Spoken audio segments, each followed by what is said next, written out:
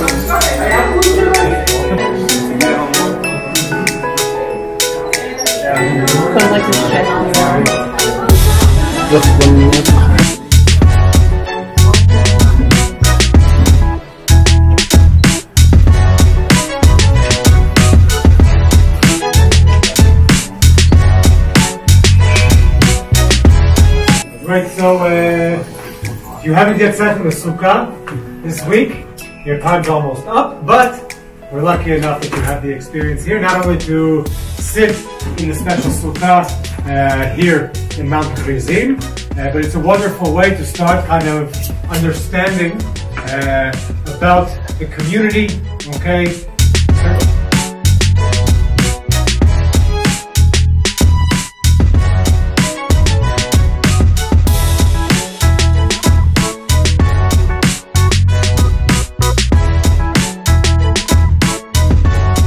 We don't make it and then bring it up. We just attach each one of those on the scenes like that. And everyone can make any kind of design they want, any kind of pattern, any kind of size. This is considered to be, I think, the third biggest in the community here. So definitely, it's really beautiful to look at.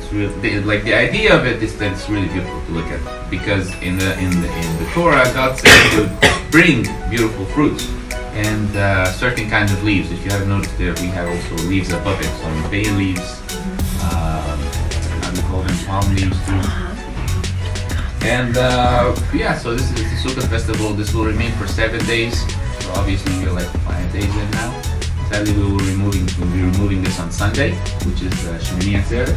So, and yeah, we will not throw anything away too, because you can make juice from the pomegranates, the lemons, and we also make jam from the apple in the middle. So yeah, this is pretty much the Sukkah. May I ask you a question? Please. A Jewish Sukkah is supposed to be outside. This one is obviously inside. Is there a reason for? Well, I think there's maybe 2 or 3 reasons. One of them is where when the Samaritans used to live in Nablus, we were not really understood. People didn't know what exactly Samaritans are. A lot of them used to think we worship idols or something like that. And when we used to put it outside, people just didn't like it. They thought it was like, you know, some people destroyed it for the Samaritans. This was a long time ago. So we picked up the tradition until today to build it inside. Mm-hmm. And we also discovered that it keeps it really good, you know. Because 2 days ago or 3 days ago, we had a sudden wind. Like if this was outside, this would not look like this. Yeah. So obviously that's probably one of the reasons. And I think the most important reason is that nothing says exactly that you have to put it outside, because we don't have an oral Torah that describes how to put it. Mm-hmm. You see, what tells the Jewish people to put it inside, mostly what interprets the verses in the Torah, It's the oral Torah. I see. I heard that for Jews, there is something, I'm not sure where it is, but that says that you should be able to see stars through the top of your sukkah. Okay, no, we don't have that. You don't have that, I see. It's, a lot of the interpretation, and this is kind of, if you want to understand, because it's hard a lot of times, like through research, archaeology, anthropology, it's hard if you keep, like I was saying, the more you keep reading, the more confusing it is sometimes to see the split. But if you want to understand things kind of really at their core and what people are, the law they're following, okay? As Jews, we believe that what Moses received at Mount Sinai was not just the written Torah that we open and we can read, but the rabbinic traditions were already kind of, you know, predetermined. And it was meant that the rabbis and people throughout the ages, okay, starting with Moses, okay, had to interpret this law. So what the rabbis wrote down, you know, in the 2nd, 3rd century, was already kind of predetermined at Mount Sinai, because the book that was given, what we say as Jews, was a mess, that no one could understand it, right? And it was just a series of letters that God gave. This is coming from the Kabbalah, okay? That God gave to the people of Israel. And over time, you needed people to put all of that together, and that's kind of what the rabbis do through their interpretation, okay? That's the Jewish tradition. That's the Jewish, you know? On the Samaritan front, right, because it's a tradition based over here. It wasn't attached during kind of the split after the Assyrian conquest. It wasn't attached necessarily to Judah, right? Rabbis...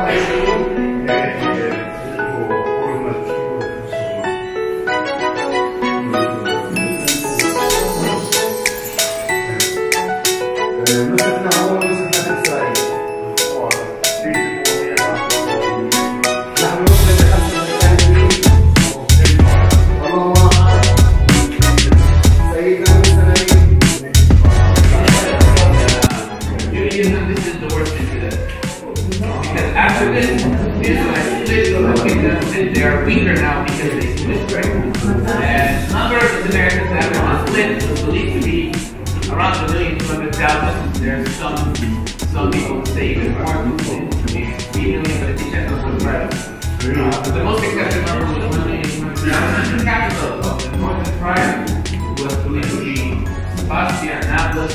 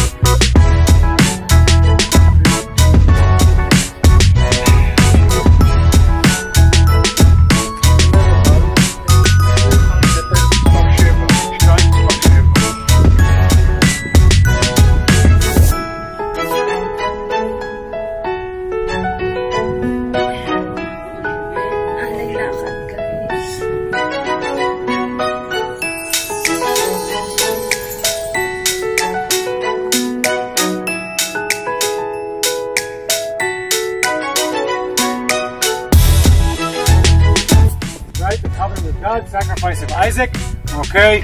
Kach et bencha, yechidcha, meretz Moriah, okay? To the land of Moriah, you will sacrifice him to me, and there I will see that you're faith, right?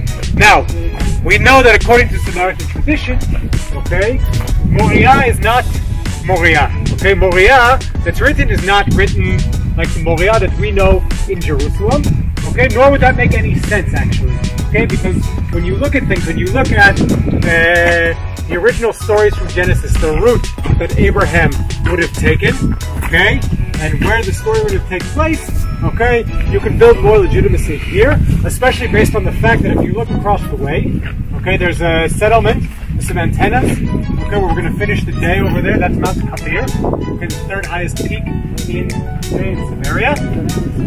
Elon Moreh.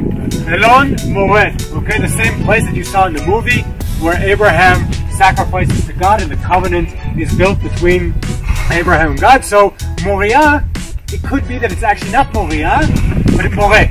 Okay? And so for the Samaritans, on their holy of holy hills, okay, the mighty of the mightiest mountains, here at Mount Gerizim, this is the stone according to the place where Abraham came to sacrifice Isaac.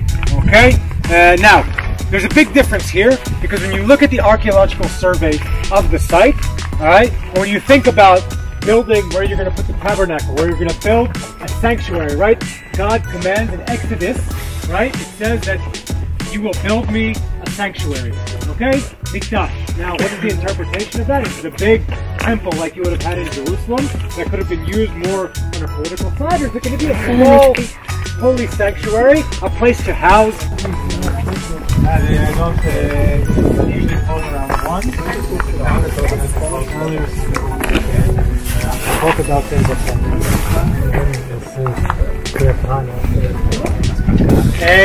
so this whole holy compound here is part of a giant holy structure that again went through two phases. But if you open up Josephus Flavius, okay, the Roman Jew who was writing about all this stuff from Rome after the destruction of Jerusalem, okay, he says that they built their temple here during the time of Alexander the Great. Okay, I guess he wasn't familiar with the fact that beforehand and there had been renovation from the time of John Hyrcanus. So it appears that Josephus, we can't trust his writing, that he writes about the groups over here, because the archaeology is very, very different. And we'll see shortly the Persian wall around the holy precinct, and the area that the Samaritans say are the 12 stones that were used in carrying out the ceremony, the same 12 stones that the children of Israel used to cross that area. Okay?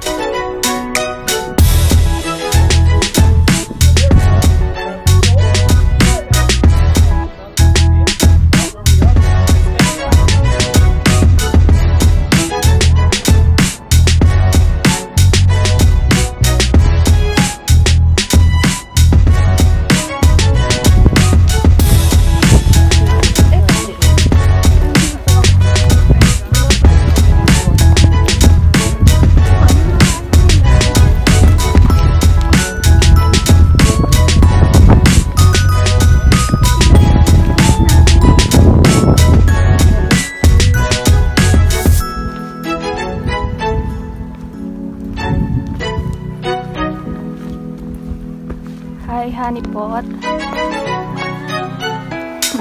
We're here at Mount Gerizim.